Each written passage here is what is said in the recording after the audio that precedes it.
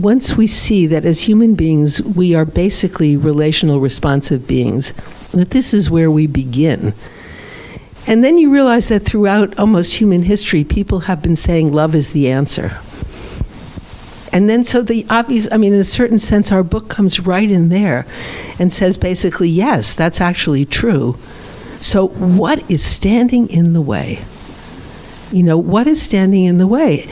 And then you think, if you want to set up, whether it's an imperial system or a racist, or just economic injustice, where a small group of people have a, huge percentage of the collective wealth and the rest of the people have very little and so forth, you also have to nullify or stunt or blunt these human capacities. And sometimes it surprises us because in times of emergency, they come forward. There's a disaster, and suddenly people respond to each other across all these lines. So if you want to maintain these systems of injustice, you have to knock out these basic relational capacities, and then you follow.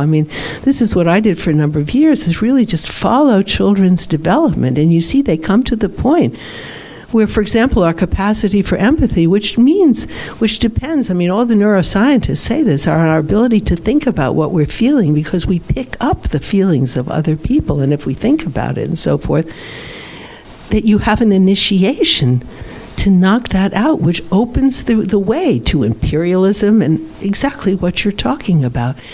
And the fascinating thing to me was, just like the healthy body resists infection, the healthy psyche resists the loss of basic human capacities.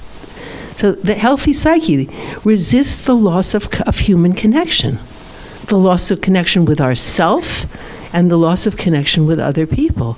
So you see this dynamic of resistance, and that's what my students and we picked it up in girls. That amazing voice of girls, that honest voice. What patriarchy does is it brings in the whole full force of shaming, of how you can shame a boy and say he's not a real boy or not one of the boys, or you shame a girl by saying she's selfish, she's thinking about herself, not other people, and you really knock that out.